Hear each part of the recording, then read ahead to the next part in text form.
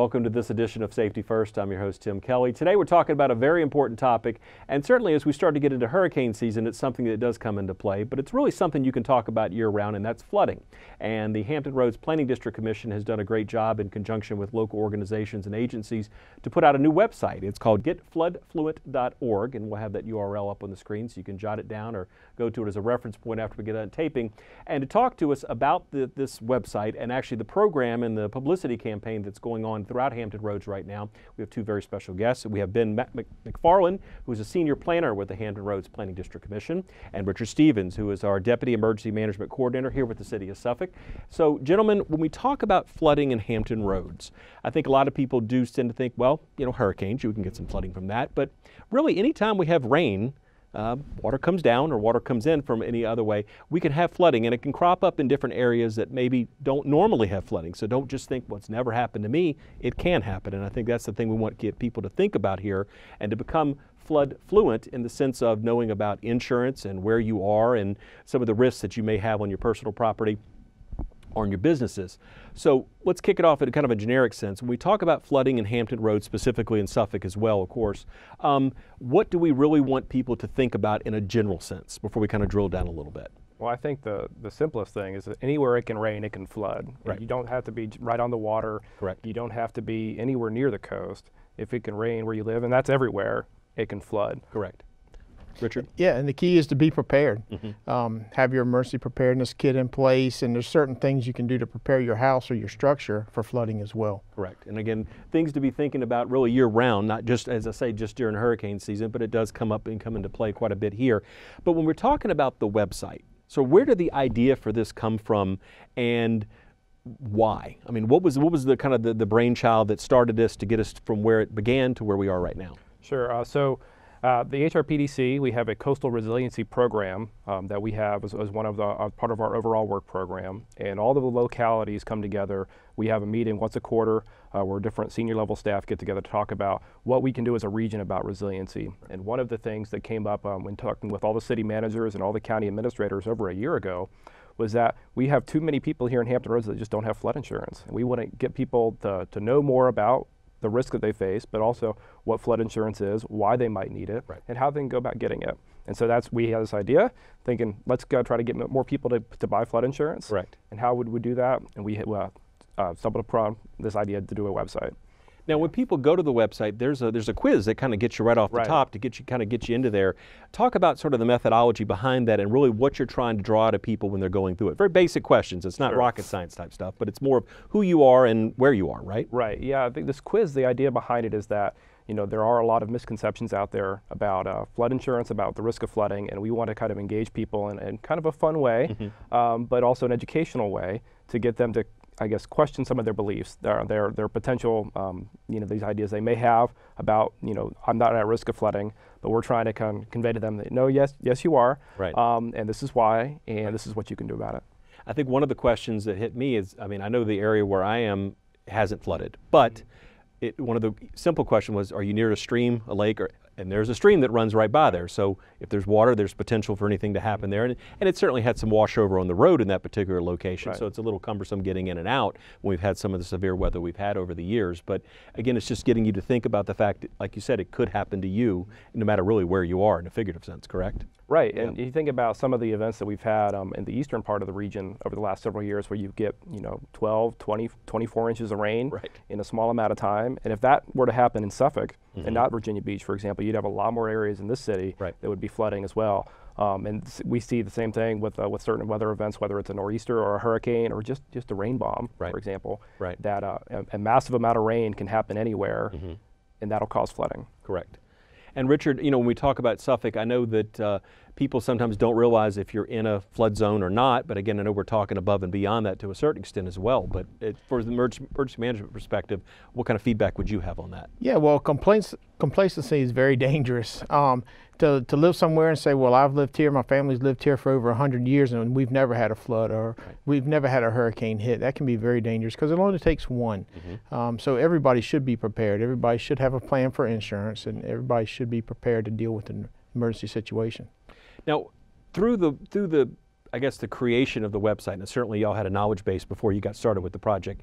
What are some of the things that you think people would be most surprised to learn, or maybe that y'all learned through this process as well, as far as gathering this information, putting this together to get it out there to the public, to get them to start thinking? Maybe there's been some thinking on y'all's part as well, on the back end as well. Well, I think one of the most surprising things that we've learned in putting this website together is that there's a very high number of people that live outside of high-risk areas that have experienced flooding and have had to either go and request government assistance after a flood event, or have been just have to pay for everything out of their own pocket. Right. Both with Matthew and also with Harvey in Houston, of the vast majority of the people that experienced flooding in those events lived outside of the mapped high-risk flood zones. Right. And we think you can see similar things throughout the region.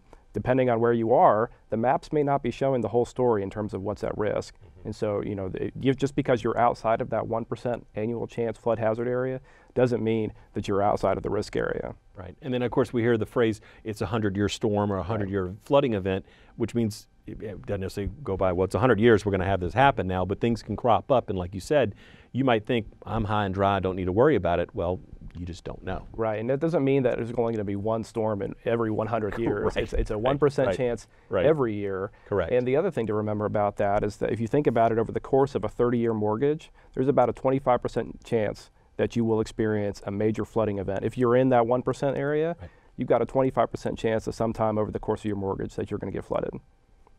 And that hits home, definitely. What are some of the misconceptions when it comes to the need for flood insurance? I think people think, oh, I'm covered under my homeowner's policy. Right. Well, not necessarily. Right. So I mean, the things that people think, I'm safe, whether you're thinking you're high and dry or you think you got the coverage, but certainly you don't want to have the event happen and then find out where the holes are or that you're lacking in that capacity. Well, your typical homeowner's insurance policy does not cover flooding, and most renter's insurance policies don't cover flooding either. So the most important thing is to know whether or not you're covered. Right. Know what's in your homeowner's insurance policy. And if you have renter's insurance, and you should if you're a renter, correct. Check and see, because some of them do cover flooding, but some of them don't. Right. And then the other thing that I'll say on top of that, so one is to know whether or not you're covered, but the other thing to know is that if you're not covered by flood insurance, you can't always count on government assistance. What assistance is available following an event depends on whether or not it's a presidentially declared disaster, and the amount of coverage available or the amount of assistance is very low. So you're thinking, we're talking maybe $8,000 to $12,000 total after an event if you don't have flood insurance, whereas if you do have flood insurance, the maximum coverage you could get is $350,000, and that would include both your contents and your property. So it's orders of magnitude difference between what you can get covered by flood insurance versus what you may be able to get from FEMA or from another government agency after an event, which is not guaranteed. And you mentioned about the fact that there may be some, and I'll call it, I use the phrase partial flood coverage on your policy, but again, like you said, it may cover such a minuscule amount that just on its own nature that you need to start looking into the flood insurance aspect of things, because again, as you said, you have the higher dollar amount that you can get involved with that. Now, when we're talking about flood insurance costs, are we talking about a tremendous amount of money? And again, some of it, correct me if I'm wrong, does factor into physically where your residence is located, correct? So, a lot of things go into determining how much your policy might cost. Your location of your house is the primary factor, but also when it was built, or really how it was built. How high that first floor is, for example. Whether or not it's a single-family home, or if you're in an apartment building or a condo or something like that. So all those factors go into determining how much your policy might be. But the average policy nationwide costs about $700 a year. Okay. And then if you're actually outside the flood zone, the map flood zone, you can qualify for pretty substantial coverage for even less than that, for a couple $100 a year to get you to have enough funding available so that if something does happen, you can cover some of the damage from an event. Yeah, probably the best thing to do is just make an appointment with your agent, with your insurance agent. Sit down and go over your whole policy to cover your contents and the structure itself, and identify even if they offer flood insurance. And if not, you can go to the National Flood Insurance Program and go through that process. Richard, through your experience, especially here in the city of Suffolk, I mean, what are some, we've had some flooding incidents, so it's not like we haven't had them here. But what type of feedback do you get from residents when you talk with them or hear their stories about situations where maybe, gee, I really wish I would have, and that's really the story you don't want to hear, right? Yeah. Well, just like was referenced earlier, you'd be surprised how many people don't have flood insurance. And that seems to be one of the biggest problems in the area. Is you have a flood and they don't have insurance, and then their out-of-pocket expense is tremendous, because it only takes a very little amount of water to cause a tremendous amount of damage.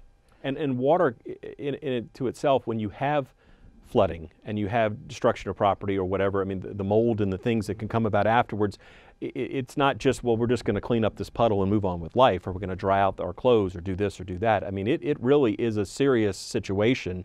So when you're talking about that, what type of damage are we talking about as far as that homes and businesses can experience with this, other than just the fact that everything's just wet? It goes a little deeper than that. Well, you have your HVAC, you know, any of your utilities, those electrical systems that go into making sure that modern life is convenient and pleasant. But you also have the mold issue. You could have other water damage to furniture, to your contents in there, to the structure of the house. So 1 inch of water can cause up to $25,000 in damage. So there's, you know, it doesn't take much water to really start to start costs adding up. Sure. You can do some preventive measures to minimize the cost, though, as well. You can, for example, hire a professional to raise your hot water heater up off the ground, elevate it, elevate your heating systems and things like that. You can have a plumber install check valves in your piping so that water doesn't back up in your tub and so forth. So there's things like that you can do too to prepare, as well as having an emergency kit. Now, when you talk about flood insurance, correct me if I'm wrong, is there a difference between, okay, well, it rains or a body of water near me rises up and floods from there, as opposed to, say, for example, a tree falls on my roof, then there's a hole in the roof, and then because of that, then the rain comes in or whatever to do the damage. Isn't there a difference when it comes to insurances when you're talking about situations like that? There is, and I think that, you know, the point that was raised earlier, you know, it's really important to know what's in your insurance policy, and that's where that conversation with your agent can come in handy. But in general, you know, if a tree falls on your house and the rain comes in, that probably is covered by your homeowner's insurance policy, but it's important to check to make sure. Yeah, I hear a little question mark in there because, again, the variables coming to insurance is put together in different types, but I think, like both of you have said, having that conversation with your agent, knowing exactly what you're protected for, the dollar amount you're protected for, so again, those situations come up, you're a little better prepared to know what that the deductible might be. That's correct as well. And again, those are all things to consider, certainly when you're looking at the overall cost of the insurance, but again, it's just in case. That's what it's ensuring your ability to be able to recover from these situations when they come up. Through the creation of the website, I mean, and certainly working with the different entities and stuff to gather the information, was there anything for you personally that kind of jumped out? You're like, that was something I really didn't consider, or just something that was unique in the situation for kind of compiling this for you as an individual then?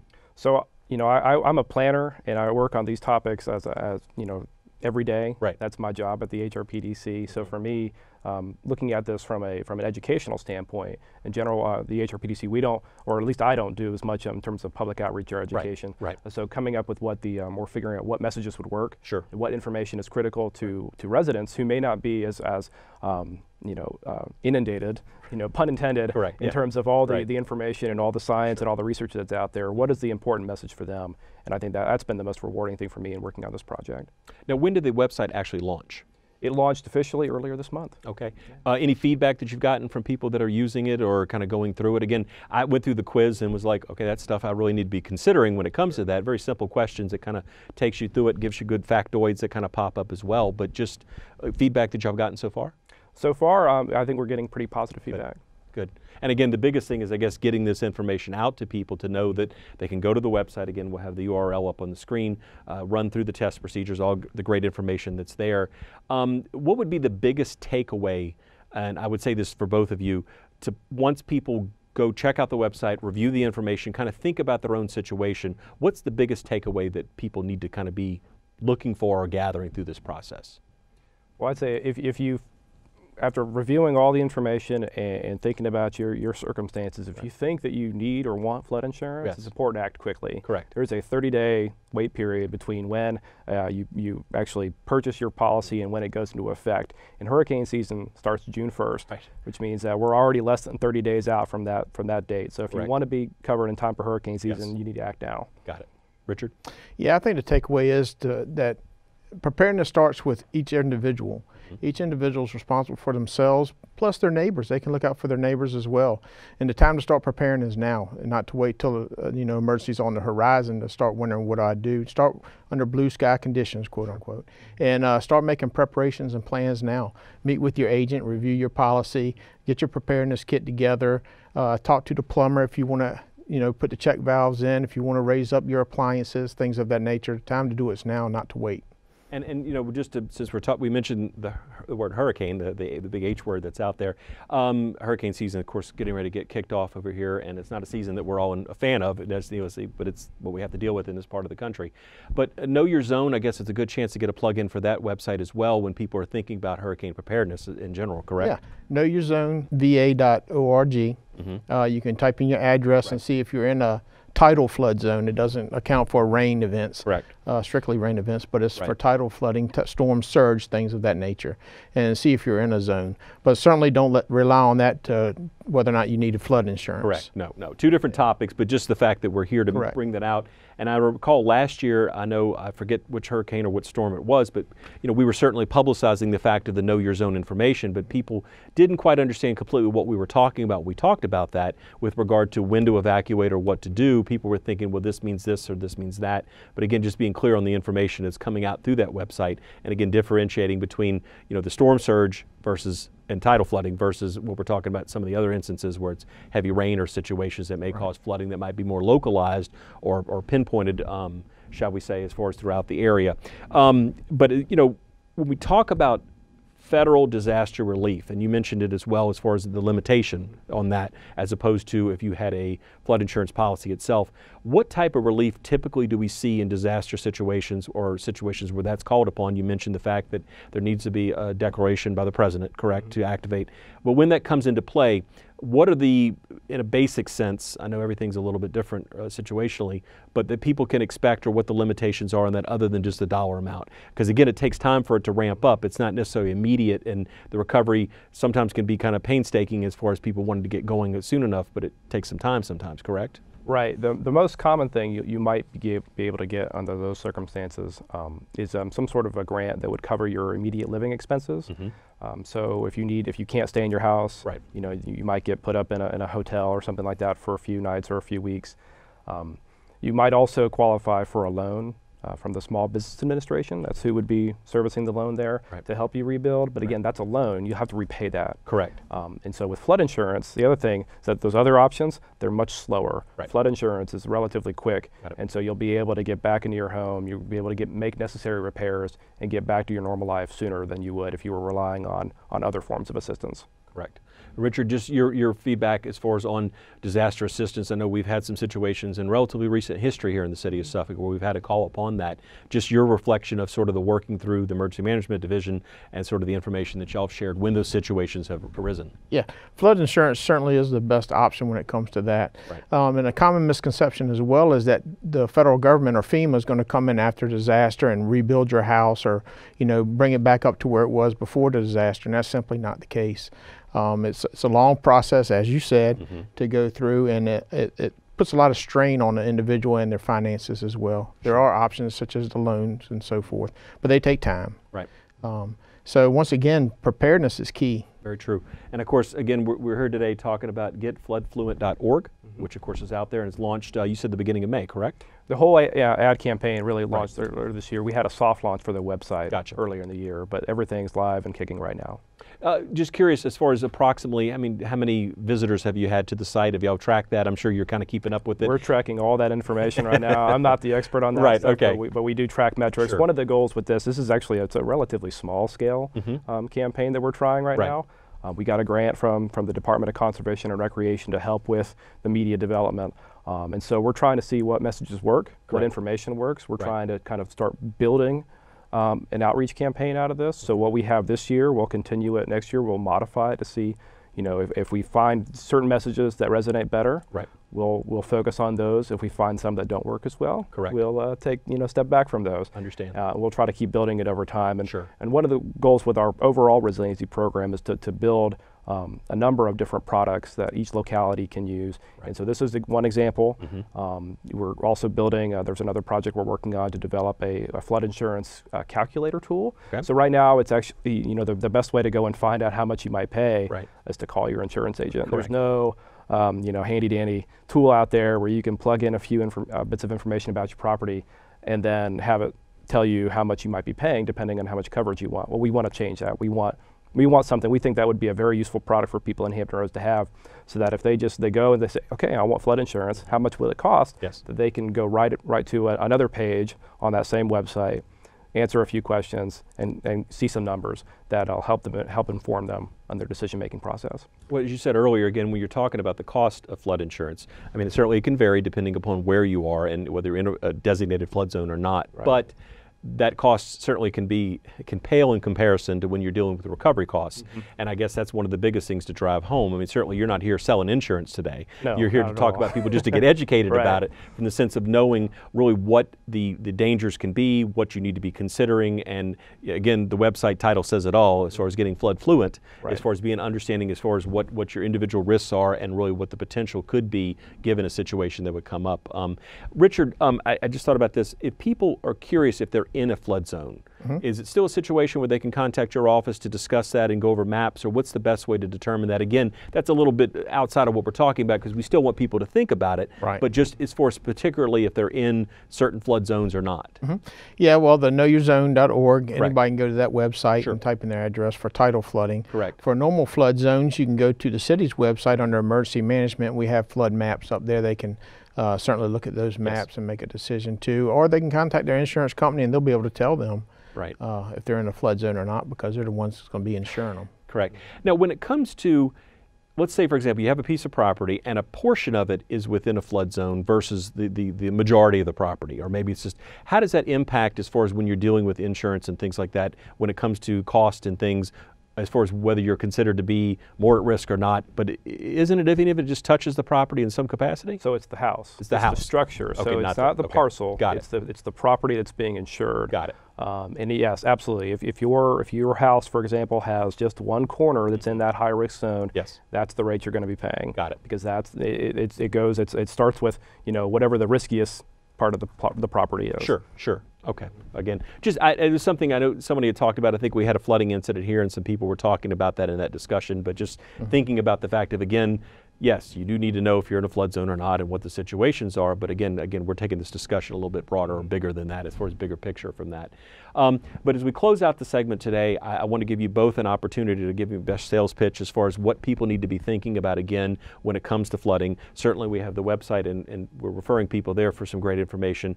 But again, meeting with the insurance agent, things like that, little reminders. So I'll start with you, Ben. So I think, getfloodfluent.org is really all about educating people that there is a risk of flooding here in Hampton Roads, even if you're not located right on the coast, and that the best way that you can help mitigate that risk to yourself and to your family and to your property is to get flood insurance. And it's a simple process. You call your agent, call the NFIP, and then go from there. But we understand it's an individual decision for each household. Correct.